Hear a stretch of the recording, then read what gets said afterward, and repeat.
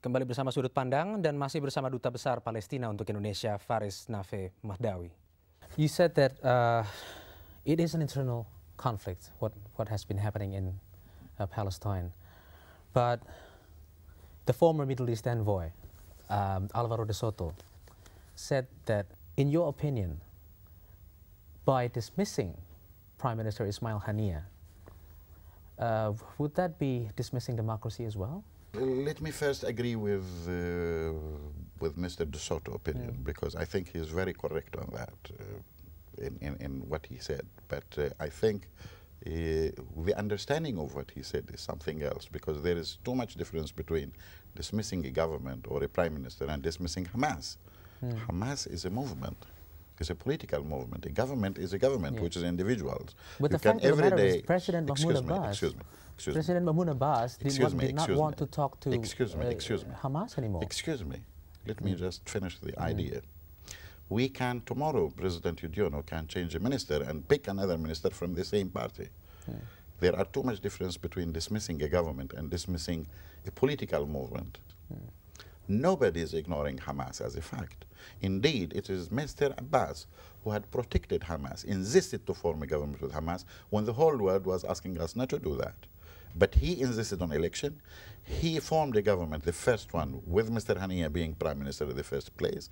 The whole world said that we are not going to deal with the government. Mr. Abbas insisted that since this is an elected parliament which has formed a government, we are going to deal with it. When they fail, and we have to give them enough time to see how much they are going to do on ground, that is the only time that I can consider how to solve the crisis. So it was 1 year when the situation started to deteriorate, when the whole people of Palestine had been put under sanctions, not only the government which has been put under sanctions. It is the whole Palestinian people who have to go through the most worst year. Then you have to remember there is also an elected president whom the public would like him also to be responsible. And the fact that President Mahmoud Abbas refused to have a dialogue whatsoever with Ismail Haniyeh, whereas Ismail Haniyeh has stated in the media that he wanted to have that dialogue, and the only way to have a solution in the problem, the internal conflict within Hamas and Fatah, is to have that dialogue. So nobody's against dialogue. What the president is saying, let's bring the situation where it was. Number one, let Hamas apologize for what it have done, admit that it was wrong to use force and to do all the actions, and make everybody accountable for what he had done, because the president did not order one police to shoot even one police during the whole crisis. And you are not correct when you are saying it is between Hamas and Fatah, because the action was actually by a militia of Hamas against a government forces, regular forces, police. Palestinian Human Rights Monitoring Group survey states that the Palestinian people, 84% of them said that they supported the fact that illegal appropriation of commercial guarantees has been happening in the Palestinian National Authority.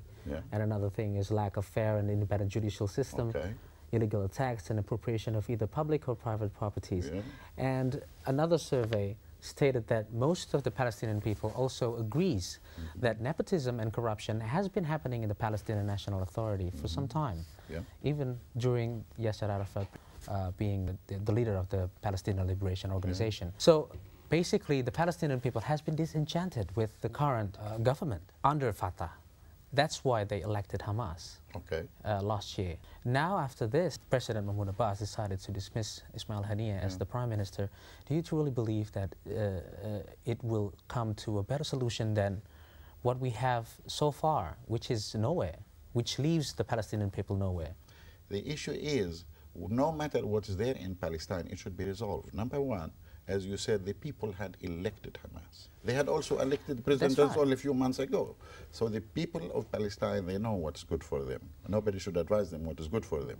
If they are the source of any legitimacy, why don't we go to the same people to decide what do they think now after the action taken by Hamas? Yeah, what happened in Gaza, the attack on Gaza, is not done by Hamas, but it's done by militia.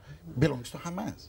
So you agree? Yeah, this is exactly what happened. Okay, and so Hamas do not deny it. It is Hamas, and Hamas did not hide that fact. They said, yes, we have done it. It was a decision. This is why we call it a coup d'etat, because it has been decided. After that, the Israel agrees to give back the tax revenue owned by Palestine back to the Palestinian Authority. Around 120 million was already given back. It was already transferred. 120 million US dollars, and they still have around 600 million US dollars to give back. Yes. Now, and another thing is the Palestinian prisoners in Israel, they're going to release them, 250 of them. Yeah. And they all belong to Fatah. Okay. So what are you planning to do with the tax revenue given back by Well, the tax Israelis? revenue had been already paid in salaries yesterday, and the priority was given to Gaza, by the way.